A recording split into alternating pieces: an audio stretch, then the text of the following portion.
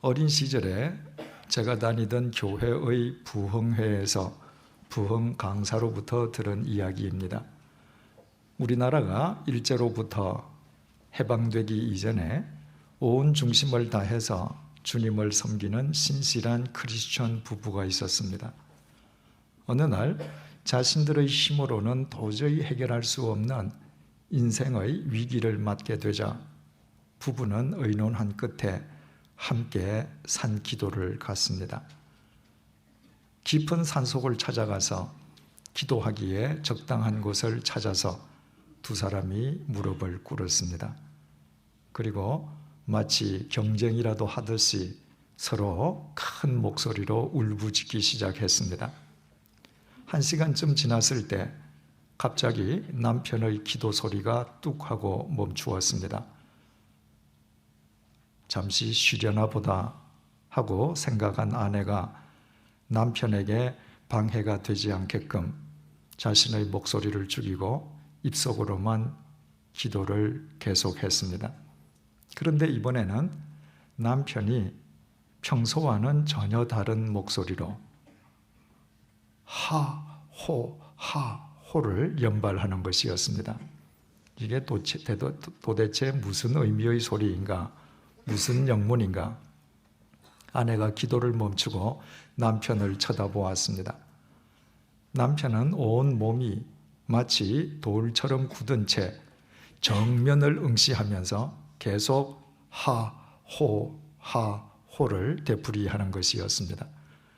그래서 아내가 남편의 시선을 쫓아서 남편이 쳐다보는 정면을 바라보았습니다. 그리고 소스라치게 놀랐습니다. 지척의 나무 사이에서 호랑이 한 마리가 두 사람을 노려보고 있는 것이었습니다. 그리고 모든 영문을 알아차렸습니다. 기도하던 남편이 이상한 낌새를 느끼고 눈을 떴을 때 남편의 시선이 자기를 노려보는 호랑이의 시선과 마주치게 되었습니다. 심장이 멎을 정도로 깜짝 놀란 남편이 하나님 호랑이라고 한다는 말이 급한 김에 하호가 되어 나온 것이었습니다. 그 사정을 다 알아차린 아내가 어떻게 했겠습니까? 그럴 경우에 사람이 움직이기 시작하면 호랑이가 공격하는 법입니다. 그 사실을 아내 역시 알고 있었기에 아내 또한 남편 옆에서 미동도 하지 않고 호랑이를 노려보며 남편과 같이 하호를 되풀이했습니다. 그 광경을 멀리서 나무에 가려져서 호랑이를 보지 못한 채 누군가가 두 사람만 보았다면 어떻게 생각하겠습니까? 멀쩡하게 생긴 두 사람이 산속에서 무릎을 꿇고 앞만 쳐다보고 의미도 없이 하호하고 있는 것을 보면 10중 8구 두 사람을 정신 나간 사람으로 생각하지 않겠습니까? 그런데 아무리 사람이 듣기에 정신 나간 소리, 무의미한 소리처럼 들린다 할지라도 정녕 하나님께서 살아계신다면 하나님께서 그 말의 의미를 못 알아들으실 리가 없습니다.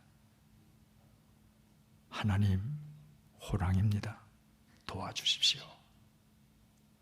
하호가 그 의미임을 왜 하나님께서 못 알아들으시겠습니까? 호랑이 굴에 잡혀가도 정신만 차리면 산다는 옛말이 있지 않습니까? 호랑이가 공격의 기회를 엿보면서 아무리 기다려도 두 사람이 미동도 하지 않고 무엇을 믿는지 자기를 노려보며 이상하게 하호만 계속 부르짖자 결국 기다리다가 지친 호랑이가 되돌아가 버렸습니다. 이 이야기가 실제의 이야기인지 아니면 누군가가 지어낸 이야기인지는 저로서는 알 길이 없습니다. 하지만 이 이야기가 우리에게 주는 소중한 깨달음이 있습니다. 우리의 중심이 하나님을 향해 있는 한 우리가 우리의 삶을 하나님께 의탁한 이상 하나님을 향해 드리는 우리의 모든 말과 소리에는 의미가 없을 수 없다는 것입니다. 우리는 셰익스피어나 톨스토이 같은 대문호가 아니지 않습니까? 키케로처럼 한 시대를 압도하는 위대한 웅변가도 아니지 않습니까? 어떻게 우리가 우리의 심정을, 우리의 생각을, 주님을 향한 우리의 뜻을 언어로 완전 무결하게 표현해낼 수 있겠습니까? 때로는 어린아이의 말처럼 유치하고 어린아이의 소리처럼 무의미하게 들릴 수도 있지 않겠습니까? 그러나 이 세상의 모든 어머니에게 어린아이의 어떤 말이나 소리도 의미 없는 말이나 소리가 없는 것처럼 자신의 삶을 하나님께 의탁한 사람의 하나님을 향한 모든 말과 소리에는 의미가 없을 수 없습니다. 바꾸어 말씀드리면 하나님께서는 당신에게 자기 중심을 확정한 사람의 입 밖으로 나오는 말은 물론이고 입 밖으로 발설되지 아니한 마음속의 신음소리까지도 깊이 이해하시는 분이신 것입니다. 그래서 하나님께서는 전능하신 하나님이시고 우리의 자애로운 아버지가 되십니다. 이처럼 하나님을 향한 인간의 말이나 소리에 의미 없는 말이나 소리가 없다면 똑같은 논리로 인간에 대한 하나님의 모든 말씀 가운데에 무의미한 말씀이나 표현 또한 없지 않겠습니까? 하나님께서 당신에게 자신의 중심을 확정하고 있는 인간의 모든 말과 소리의 의미를 알아들으시기에 전능하신 하나님이시여 우리의 자애로운 아버지가 되신다면 우리를 향한 하나님의 모든 말씀의 의미를 바르게 이해하려고 하는 것은 그분의 자녀된 우리 자신들의 의무요. 그것이 곧 신앙의 성숙이 아니겠습니까? 아나니아의 안수로 눈에서 비늘이 벗겨지고 다시 보게 된 사울이 제일 먼저 행한 것은 세례를 받는 것이었습니다. 사울에게 세례는 그리스도와의 연합이라고 했습니다. 자신의 죄값을 대신 치러주시기 위해서 십자가의 제물로 돌아가신 주님의 죽음과 연합해서 사울의 옛사람은 죽어지고 죽음을 깨뜨리고 부활하신 예수 그리스도의 부활과 연합하여 새로운 삶을 시작하는 분기점이 사울에게는 곧 세례였던 것입니다. 비늘이 벗겨지고 다시 보게 된 사울이 가장 먼저 그리스도와의 연합을 의미하는 세례를 받았다고 하는 것은 사울이 그동안 자신이 부정해왔던 예수님께서 그리스도, 성자 하나님이심을 깨달았기 때문이었습니다. 이를테면 눈에서 비늘들이 벗겨짐과 동시에 사울이 다시 보게 되었다는 것은 단순히 잃어버린 육체의 시력을 되찾았다는 말만이 아니라 그제야 비로소 사울의 영안이 열렸음을 의미했습니다. 영안이 열려 자신과 함께하고 계시는 예수 그리스도를 우러러 뵙고 나니 사울에게 있어서 세례를 받는 것은 영안이 열린 자가 취해야 할 당연한 수순이었던 것입니다. 이것으로 사울의 인생은 일대 전환점을 맞게 되었습니다. 이를테면 사울이 그리스도 안에서 새로운 존재로 살게 되었다는 증거는 그의 눈에서 비늘들이 벗겨지고 그의 영안이 열리고 그가 그리스도와 연합하는 세례를 받았다는 것만으로도 충분합니다. 그런데 사울의 거듭남에 대한 본문의 증언은 거기에서 끝나지 않았습니다. 이상하게도 본문의 증언은 19절 상반절에 이르러 이렇게 이어지고 있습니다. 음식을 먹음에 강건하여 지니라. 이 구절의 내용을 가리켜서 이상하다고 말씀드리는 것은 이 구절이 없어도 전체 문맥상 아무 문제가 없어 보이기 때문입니다. 오히려 이 구절이야말로 없어도 될 전혀 무의미한 내용으로 보여지기 때문입니다. 사울이 다메섹 도상에서 빛이신 예수 그리스도의 태풍으로 그의 시력만 상실한 것이 아니었습니다. 그와 동시에 사울은 사흘 동안 식음을 전폐해야만 했습니다. 그리고 바로 그 상황 속에서 아나니아의 안수로 눈에서 비늘들이 벗겨지고 영안이 열리고 세례를 받게 되었습니다. 그리고 그 이후의 일을 19절 하반절에서 20절이 이렇게 밝혀줍니다. 사울이 다메섹에 있는 제자들과 함께 며칠 있을새 즉시로 각 회당에서 예수가 하나님의 아들이심을 전파하니 세례를 받은 사울은 그 직후부터 다메섹에 있는 유대인의 회당을 찾아다니면서 예수님께서 구원자, 성자 하나님 되심을 전파하기 시작했습니다. 그렇다면 사울이 세례를 받은 이후에 각 회당을 찾아다니기 이전에 당연히 밥을 먹고 기력을 회복했을 것임은 삼척동자라도 능히 짐작할 수 있습니다.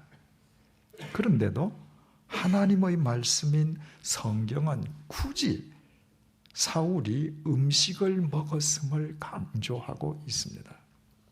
마치 오늘 아침에도 일어나서 이 닦고 세수하고 밥 먹었다는 식의 무의미한 어린아이들의 일기장처럼 말입니다. 그러니 이 구절이 이상하게 보일 수밖에 없습니다. 일반적으로 역사가는 역사를 기술할 때 무엇을 기술할 것인가를 고려하기 이전에 무엇을 기록하지 않을 것인가를 먼저 생각한다고 합니다. 매일 우리 사회에서 일어나고 있는 숱한 사건들 가운데에서 역사적 의미나 가치가 없는 사건들을 먼저 추려내는 것입니다. 바꾸어 말하면 그러므로 일단 역사로 기록된 내용 속에는 반드시 역사적 의미와 교훈이 있기 마련입니다. 그것은 추려낸 결과, 즉 한 시대의 의미의 집약이기 때문입니다. 하나님의 말씀인 성경도 이와 똑같습니다. 성경은 하나님께서 천지를 창조하신 이래 예수 그리스도의 십자가를 통해서 인간에 대한 하나님의 구원을 완성하시기까지 이 세상에서 일어났던 크고 작은 모든 사건들의 집대성이 아닙니다. 성경은 인간에 대한 하나님의 구원과 관련된 말씀과 사건들을 추려낸 구원의 역사책입니다. 그래서 성경 속에는 예수님께서 아침에 일어나셔서 이를 닦으시고 세수하시고 진지를 드셨다는 식의 내용은 일체 없는 반면에 아무리 하찮아 보이는 표현이라 할지라도 일단 성경 속에 기록된 문장이나 표현 속에는 절대적인 의미와 메시지가 들어 있을 수밖에 없는 것입니다. 그래서 예수님의 일상적인 식사에 관한 이야기는 성경이 철저하게 침묵하고 있지만, 그러나 예수님께서 세리와 창기와 식사하신 것은 성경이 분명하게 기록하고 있습니다. 유대인들이 죄인으로 여기는 창기와 세리들, 그래서 유대인들이 그들과 식사하는 것까지 금기시하던 그 시절에 주님께서 창기와 세리들과 함께 식사하셨다는 것은 예수님께서는 이 땅에 의인을 위해서 오신 것이 아니라 죄인을 위해서 오신 구원자이심을 이 세상에 밝히는 일대 사건이었기 때문입니다. 그런 관점에서 사울이 음식을 먹고 강건해졌다는 오늘의 본문 내용 역시 불필요하게 성경에 잘못 삽입된 무의미한 내용이 아니라 바로 이 내용 속에 하나님께서 우리에게 주시고자 하시는 절대적인 의미와 메시지가 들어있음을 알게 됩니다. 음식을 먹음에 강건하여지니라. 이 짧은 문장은 두 개의 동사로 이루어져 있습니다. 먹다는 동사와 강건해지다는 동사입니다. 중요한 사실은 이 두 동사가 모두 헬라어 원문에 사용되어 있는 동사를 보면 헬라인들의 일상생활 속에서는 전혀 그런 뜻으로 사용하지 않는 단어라는 것입니다. 신약 성경에서 통용되고 있는 먹다는 헬라어 동사는 에스티오 혹은 파고입니다. 마른 빵처럼 굳은 음식을 아작아작 씹어 먹는 것은 트로고라고 합니다. 먹되 한 사람이 아니라 두 사람 이상 복수의 사람이 먹는 것은 시네이도라고 말을 합니다. 이처럼 헬라어에는 먹다는 동사가 다양하게 개발되어 있음에도 불구하고 본문에 전혀 엉뚱한 람바노라는 동사가 사용되어 있습니다. 헬라어 람바노라고 하는 동사의 본래 의미는 취하다는 뜻으로 이 동사가 성경에서 먹다는 의미로 사용된 곳은 오늘 본문 딱 한 곳뿐입니다.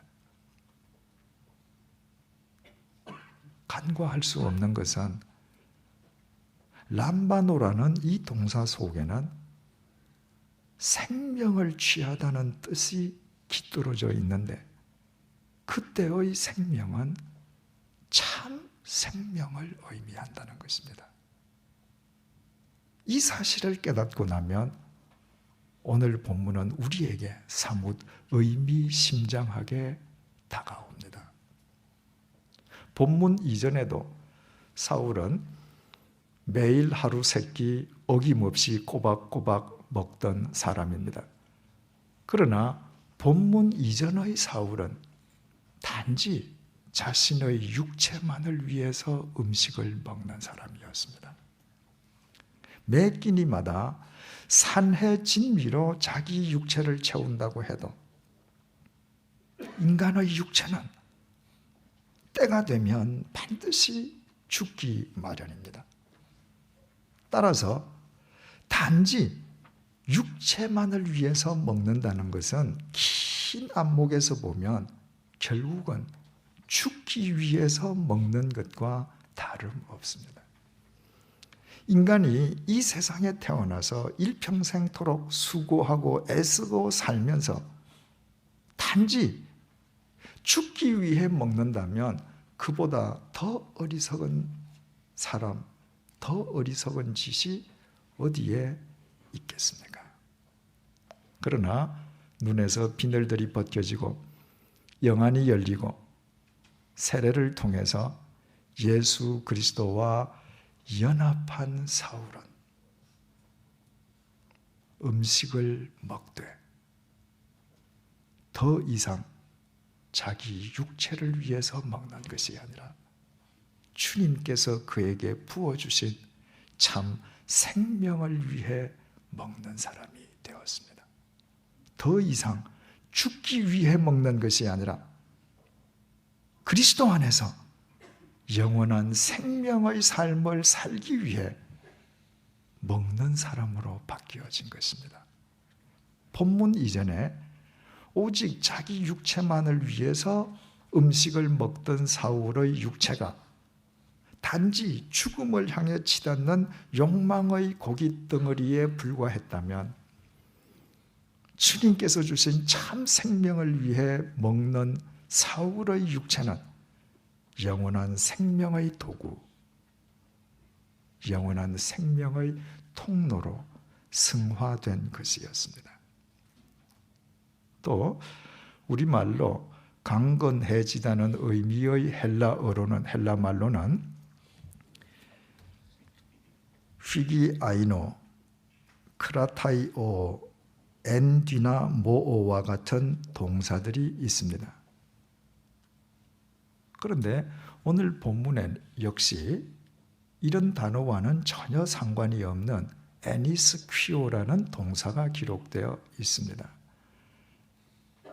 이 동사 역시 본문을 제외하면 신약 성경에서 딱 한 군데만 기록되어져 있습니다.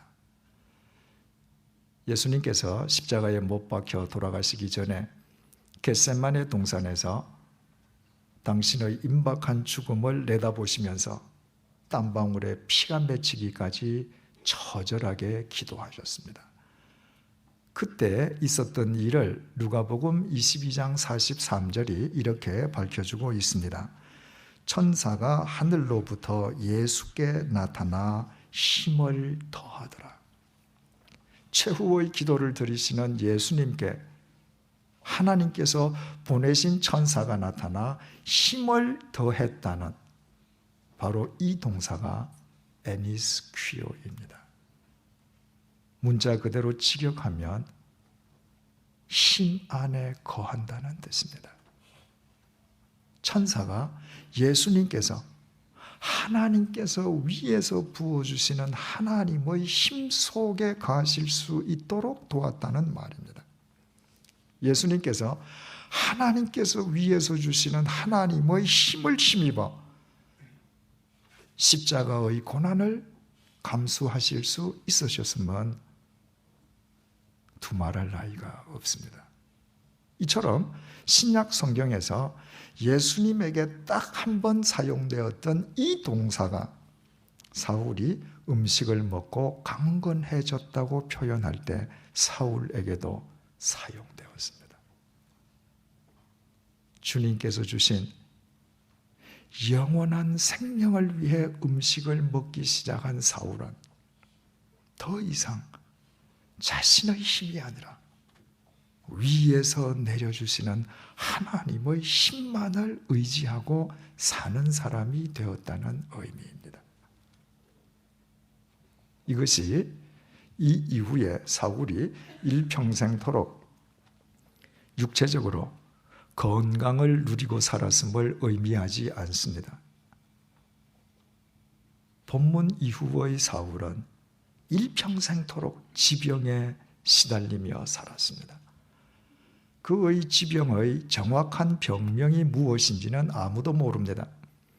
어떤 사람들은 사울이 다메섹 도상에서 주님의 빛으로 실명할 때 그때의 받은 충격으로 인한 안질로 일평생 고통을 당했다고 말을 합니다. 어떤 사람은 사울에게 고질병인 간질병이 있었다고도 말을 합니다. 어느 쪽이 맞는지 우리는 알 수 없지만 그러나 사울 자신이 고린도후서 12장 7절을 통해서 그 병을 육체의 가시라고 표현한 것처럼 사울은 자신의 지병으로 인해서 일평생 동안 고통 속에서 살아야만 했습니다. 몸 속에 가시를 넣고 살아가는 사람의 괴로움과 고통을 우리가 어떻게 상상인들 할 수 있겠습니까? 이처럼 본문 이후의 사울은 육체적으로 병약하기 짝이 없었지만, 그러나 위에서 내려주시는 하나님의 힘을 힘입어 살았던 사울은 건강한 육체의 대명사인 헤라클레스가 감히 흉내낼 수조차 없는 영원하고도 위대한 삶을 살았습니다. 본문 이전의 사울은 자기 육체가 원하는 대로 먹고 마시면서 자기 힘만을 의지했습니다. 대단히 결단적이고 의지에 찬 젊은이처럼 보이지만, 그러나 본문 이전의 사울의 삶은 생명과는 전혀 무관한 죽음의 삶이었을 뿐입니다. 그러나 눈에서 비늘들이 벗겨지고 영안이 열리고 세례를 받은 이후의 사울은 온갖 핍박 속에서 제대로 먹지도 마시지도 못했습니다. 오죽했으면 고린도후서 11장 27절을 통해서 추리고 목마르고 여러 번 굶고 춥고 헐벗었다고 토로했겠습니까? 거기에다 지병까지 겹쳐 있었습니다. 그와 같은 사울의 몰골이 본문 이전의 사울의 몰골보다 형편없어졌을 것이면 두말할 나위가 없습니다. 그러나 사울은 피골이 상접한 그 몰골로 인류의 역사를 새롭게 하는 사도 바울이 되었습니다. 우리가 사울을 우리 믿음의 본호로 존중하는 이유는 참 생명을 위해서 먹고 위에서 주시는 하나님의 힘만을 의지해서 사는 사울의 이 두 번째 인생으로 인함입니다. 이집트 왕궁에서 먹고 싶은 대로 먹고 마시고 싶은 대로 마시고 자기의 힘만 의지했을 때 모세는 자기 마음에 들지 않는 병사를 때려 죽이는 죽음의 도구에 불과했습니다. 그러나 비록 미디안 광야의 양치기 노인으로 전락했을 망정 영원한 생명을 추구하고 하나님의 힘을 겸손하게 의지했을 때 그는 그 늙은 나이에 출애굽의 대지도자가 되었습니다. 여리고의 라합이 자기 원하는 대로 먹고 자기의 미모만을 믿었을 때 그는 천한 기생이었습니다.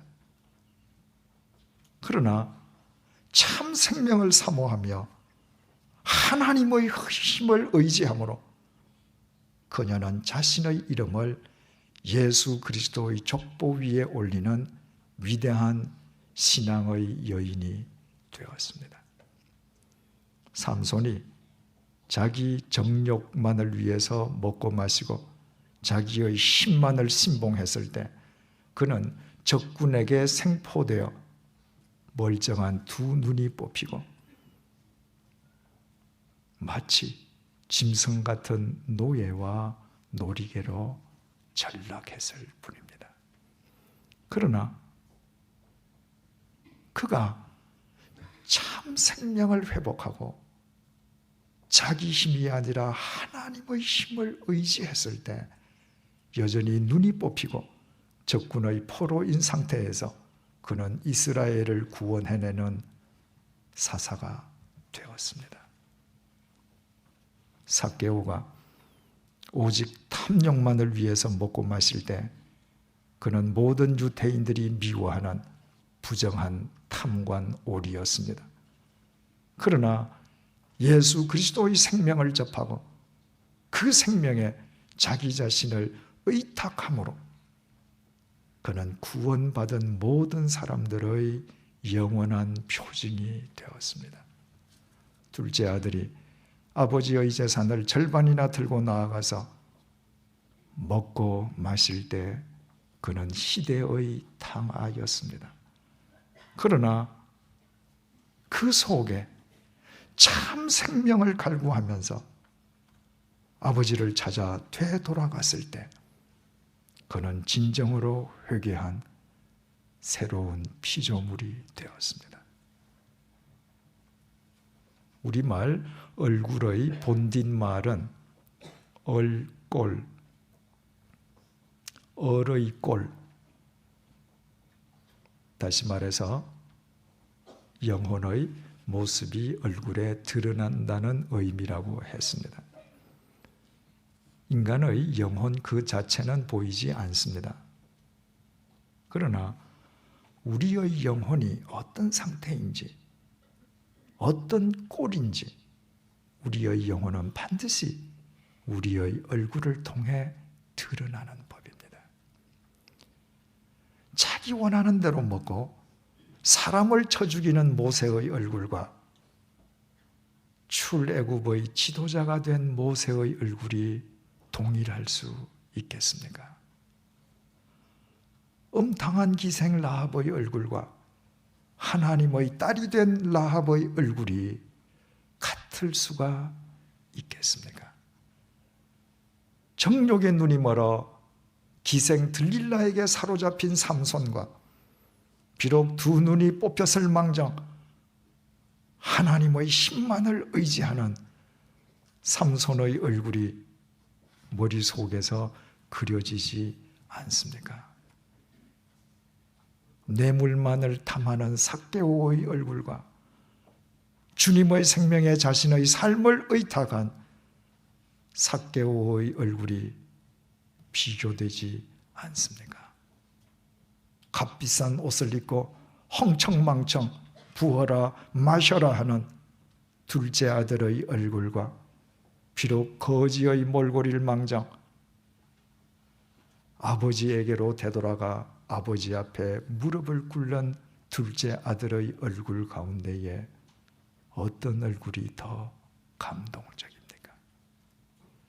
자기 원하는 대로 먹고 마시며 자기 힘을 믿지만 진리의 대적으로 살던 사울의 얼굴이 아름답습니까? 비록 피골이 상접한 초췌한 몰골일 망정 하나님의 힘만을 의지하며 사도로 살아가는 그의 얼굴이 아름답습니까? 사랑하는 교우 여러분, 우리의 영혼은 보이지 않습니다. 그와 동시에 우리 영혼의 모습은 반드시 우리의 얼굴을 통해 드러납니다. 더 이상 단지 죽기 위해 음식을 먹는 어리석은 사람이 되지 마십시다. 우리를 죄와 사망에서 구원해 주시기 위해서 이 땅에 오신 주님의 성탄을 기리는 대림절 세 번째 주일을 맞이해서 우리 모두 주님께서 우리 속에 부어주신 참 생명을 위해 먹고 마시며 주님의 힘만을 의지하며 살아가는 진정한 그리스도인들이 되십시다. 사울의 권면처럼 무엇을 먹든지 마시든지 무엇을 하든지 다 하나님의 영광을 위해 행하는 자들이 되십시다. 하나님의 영광을 위해서 산다는 것은 결코 하나님만을 위한 삶이 아닙니다. 그것은 우리의 육체가 죽은 뒤에도 영원히 살아있을 우리의 영혼을 영원토록 바르게 세우는 길이요, 우리가 죽은 뒤에도 사람들의 마음속에 영원히 지워지지 않는 영상으로 살아남게 될 우리의 얼굴을 바르게 가꾸는 길입니다. 일평생 진실된 그리스도인으로 살다가 죽은 사람의 시신의 얼굴과 일평생토록 자기 욕망만을 위해 살다가 죽은 사람의 시신의 얼굴이 얼마나 차이가 나는지 직접 보신 적이 있습니까? 모든 인간의 모든 삶의 족적은 죽은 뒤에도 그 얼굴 위에 고스란히 남습니다. 우리의 얼굴은 우리 얼의 꼴입니다. 기도하시겠습니다. 주님, 나는 이제껏 나의 얼굴을 내 육체의 일부로만 생각했습니다. 그래서 밤낮 얼굴을 가꾸었지만 시간이 흘러갈수록 나의 나이가 드러나는 내 얼굴은 세월의 무상함과 인생의 허무함만을 내게 각인시켜 줄 뿐입니다. 그러나 오늘 뜻깊은 대림절 세 번째 주일을 맞이하여 나의 얼굴이 내 영혼의 꼴임을 일깨워 주셔서 감사합니다. 더 이상 죽기 위해 먹는 어리석은 사람이 아니라 살기 위해 주님께서 이미 우리에게 주신 참 생명을 위해 먹고 마시는 지혜로운 그리스도인이 되게 하여 주옵소서. 날이 갈수록 쇠잔해질 수밖에 없는 나의 힘이 아니라 영원하신 하나님의 힘을 의지하고 살아가도록 도와주옵소서. 비록 나의 육체는 세월의 흐름 속에서 쇠퇴할지라도 나의 영은 그리스도 안에서 날이 갈수록 강건케 하여 주옵소서. 강건한 나의 영혼이 나의 얼굴을 통해 나의 삶을 통해 세상에 드러나게 하여 주옵소서. 그와 같은 나의 얼굴과 삶이 이 세상에 하나님을 보여주는 생명의 화면이 되게 하여 주옵소서. 나의 중심이 하나님을 향해 있는 한 하나님을 향한 나의 말 중에 의미 없는 말이 없듯이 나를 향한 하나님의 모든 말씀 가운데에도 무의미한 말씀이 있을 수 없음을 잊지 말게 하여 주옵소서. 대수롭지 않아 보이는 성경의 표현 속에서도 하나님께서 내게 주시려는 절대적 의미를 깨닫는 통찰력을 주셔서 호흡이 있는 동안에 이 세상을 날로 성숙한 그리스도인으로 살아가도록 인도하여 주옵소서. 예수님의 이름으로 기도드립니다. 아멘.